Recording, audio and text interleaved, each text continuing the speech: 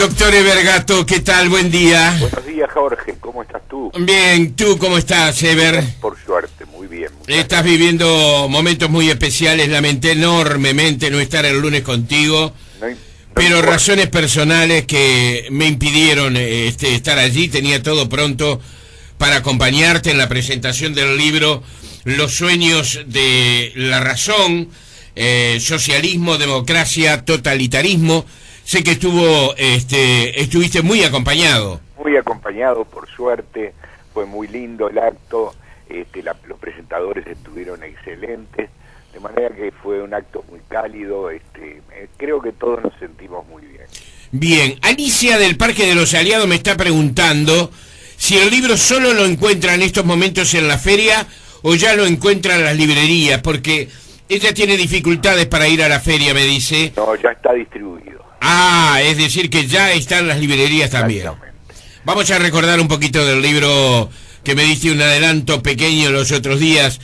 Los sueños de la razón es un libro que venís trabajando desde hace tiempo y que tiene que ver básicamente con el totalitarismo, ¿no?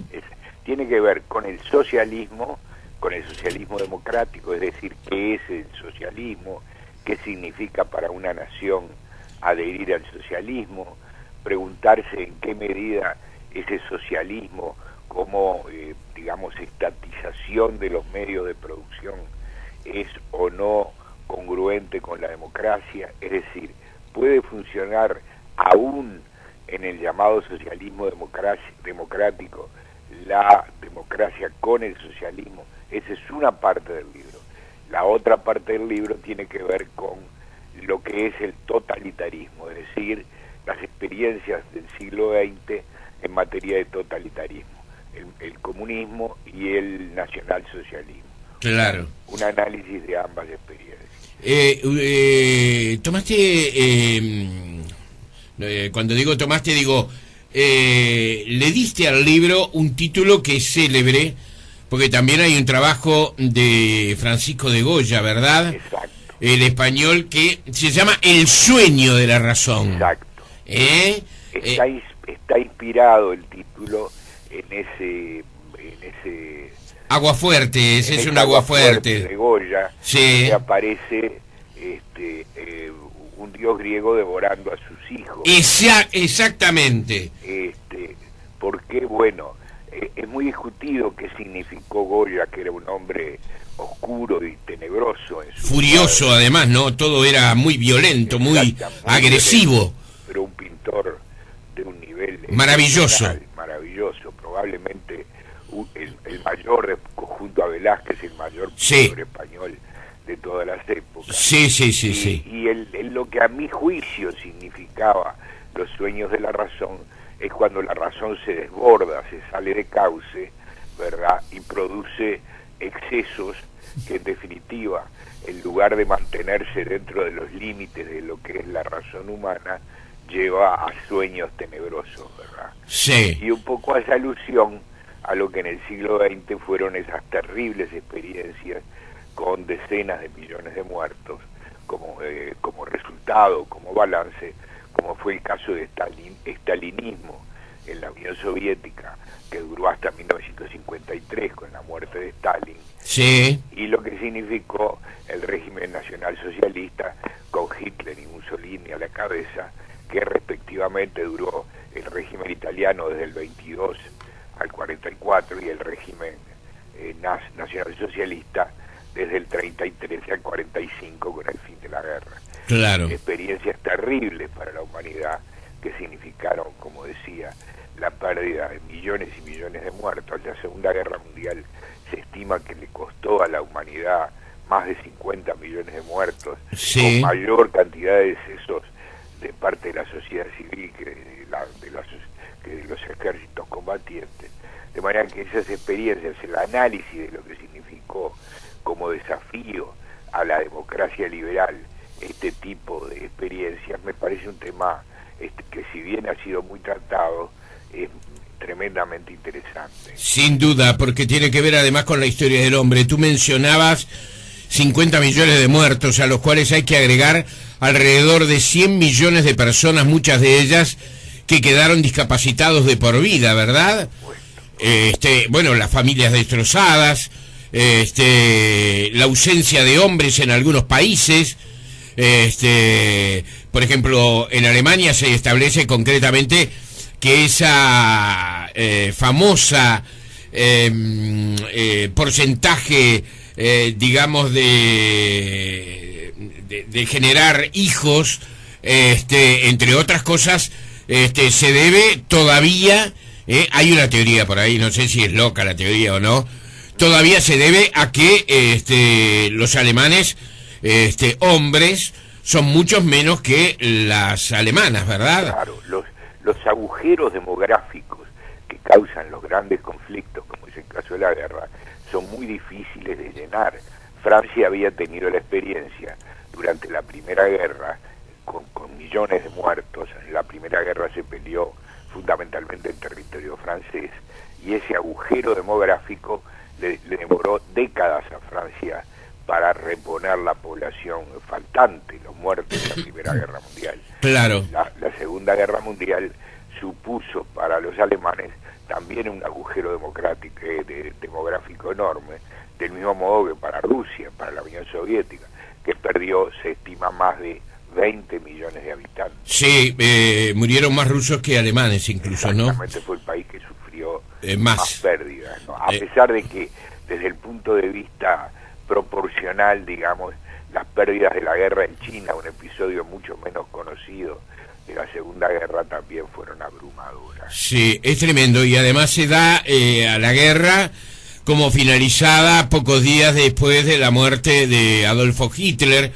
cuando en realidad terminó meses después con la Hiroshima y Nagasaki. Exactamente. Pero hay autores que hoy están marcando los niveles de crueldad que tuvo, por ejemplo, el ejército soviético en Alemania y el ejército norteamericano en Italia, en donde, por ejemplo, la violación, el saqueo, el asesinato. Claro, había un clima de odio. Atado, ¿no? Exactamente. Así que los sueños de la razón, doctor. Los sueños de la razón son un poco un análisis de cómo las utopías, el sueño del hombre realizado, la creencia en la sociedad perfecta, en la superación absoluta por medios racionales de las desgracias del mundo actual y las desgracias del mundo durante el siglo XX, pueden superarse totalmente. Es decir, cuando la razón pierde los límites, pierde las regulaciones, pierde las posibilidades, que no puede modificar la realidad económica, social o geográfica hasta cierto punto. Claro. No puede soñar con la sociedad perfecta, porque los sueños de la sociedad perfecta llevan más que a la felicidad, a tragedias tan profundas como las que sufrió el siglo XX. Ese es un poco el análisis del libro. Es un hermoso tema. ¿Y llegás hasta los tiempos de nuestra América Latina? Sí, hay algún análisis un poco como aplicación o como demostración de las tesis del libro sobre los excesos de la razón a lo que son las experiencias, ya te digo, a lo que fue el fracaso del socialismo como realización humana y a lo que fue y sigue siendo el fracaso de los populismos, especialmente en América Latina, medido siempre desde el punto de vista de la democracia, ¿no? Claro. Un tema apasionante, un tema de hoy. Es impresionante lo que se está escribiendo sobre la Segunda Guerra Mundial, sobre el análisis que se hace de esos tiempos, que no solamente están revisando episodios, sino que están buscando razones, ¿verdad? Exactamente. Exactamente. Que es lo que precisamente tu libro está planteando. Sí, este siglo, el siglo XXI me refiero, y las últimas décadas del siglo XX, ha tenido analistas e historiadores de una enorme profundidad, ¿verdad?, que han revisado los puntos de vista tradicionales sobre la historia del totalitarismo, la historia del siglo XX. Uno de los grandes que yo recomiendo con enorme calor, porque creo que es un historiador insuperable, es Tony Judt. Sí, exactamente. formidable libro, entre otros, sobre la posguerra, se llama así, la posguerra, una historia de Europa a partir de 1945, que fue una de las fuentes inspiradoras del análisis de los sueños de la razón, ¿verdad? Sí. Pero hay muchos historiadores, como tú señalas, que están revisando... Anthony Beevor es excelente también, ¿no? Excelente, es un historiador especializado, es un historiador que además tiene aúna la profundidad del historiador y la ¿cómo te diría? La capacidad literaria del cronista. Claro. Y eso le da una, digamos, actualidad donde la crónica histórica está muy utilizada en este tipo de relatos, le da una capacidad inigualable a Anthony Beevor. Claro. Los sueños de la razón, doctor Evergato, nosotros vamos a seguir recordándoles aquí en nuestro programa que este libro, como le decíamos recién a esta oyente que nos llamaba Alicia, no solamente está en la Feria del Libro, sino que también ya está en la distribución de las librerías de nuestro país, es decir, es un libro que se puede obtener en las librerías tal como ocurre habitualmente. Exactamente. Bueno, pero a propósito de razón, nos hemos quedado con poco tiempo, pero de cualquier manera creo que el tema de alguna manera lo podemos enfocar y nos vas a ayudar a comprender la Argentina sin Cristina Fernández por un mes y bueno, y el signo de interrogación, ¿verdad? Exacto. Lo que puede significar la ausencia durante un mes de Cristina Fernández, una figura central y absorbente de la política argentina. No es una presidenta cualquiera, es una figura señera en la política argentina, que además ha buscado por todos los medios, ella ahora y su extinto esposo años atrás, han buscado centralizar la política en sus manos. No han sido políticos que deleguen ni en sus colaboradores ni en su propio partido la conducción política. Han sido figuras que han atendido los detalles más nimios desde su posición personal. Eso hace que la ausencia de Cristina Fernández no sea la ausencia de una figura institucional cualquiera, aún siendo presidente de la República, sino la falta de un protagonista básico de la política argentina. Y con el agravante de que el vicepresidente Vudú es un hombre muy devaluado en la política argentina, acusado o sospechado de todo tipo de fraudes. 69% de desprestigio, según señalaban algunas encuestas ayer en la Argentina. 69% de los argentinos consultados rechazan a Vudú. Fíjate lo que significa, Jorge, la falta del centralismo de Cristina Kirchner, de Cristina Fernández de Kirchner, sumado a la debilidad personal e institucional del vicepresidente y a la realización simultánea de un proceso electoral muy complejo, donde casi todas las encuestas, mejor dicho, están señalando que las posibilidades de obtener una buena votación por parte del oficialismo son muy escasas. La presidenta ha perdido también la mitad de sus apoyos, solo le queda alrededor del 30 y pico % de adhesiones del pueblo argentino, cuando en las últimas elecciones obtuvo el 54%, es decir, ha perdido enormemente popularidad. Todo eso hace un cuadro de situación muy difícil para el oficialismo peronista, que a su vez es desafiado desde el propio partido. Eso es lo curioso. El peronismo pierde y gana simultáneamente, porque todo hace suponer que el poder seguiría estando en manos de otra de las fracciones peronistas. De modo que la recuperación de Cristina Fernández sería muy importante para los últimos meses de gobierno, pero al sector del Frente por la Victoria, es decir, al sector de Cristina, le queda relativamente poco tiempo de gobierno. Estas elecciones son legislativas, claro, no se cuenta claro. eso, ¿no? Pero no son menores porque sí, porque le quitan o le dan poder al presidente. Exactamente, su apoyo legislativo.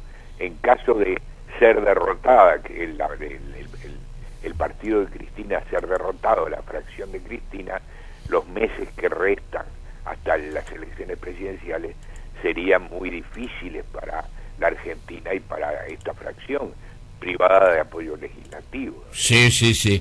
Un tema muy complejo. Hoy el Senado argentino decidiría el envío de la denuncia a La Haya sobre la planta de UPM. Tenemos 30 días prácticamente sin Cristina Fernández, que no sabemos si no se va a prolongar, ¿verdad? Porque en este caso se da un pozo operatorio que es tan importante o más importante que la operación misma. Es decir, se dijo desde un principio que la operación era simple, pero que el postoperatorio era complicado. Y entonces, complicado en el sentido de tener que ser muy cuidadoso, ¿no? Todo indica que la presidenta de la Argentina va a salir bien de esta circunstancia, pero las semanas próximas va a tener que, por ejemplo, cero estrés, como se señalaba ayer. ¿Y cómo hace un presidente para no enterarse de las cosas que pasan en un país como la Argentina, que está convulsionado? Y por el otro lado, Eber, el desconcierto de la oposición, que ahora se enfrenta a una adversaria, porque era la adversaria realmente, que está en inferioridad de condiciones. ¿Cómo reacciona la gente frente a eso? Es decir, la oposición está en aprietos de cómo realizar la campaña electoral. Exactamente, tanto que hay una enorme, digamos, confusión respecto al modo de conducirse de la oposición y sobre los efectos que tendrá la enfermedad de Cristina sobre los propios resultados electorales.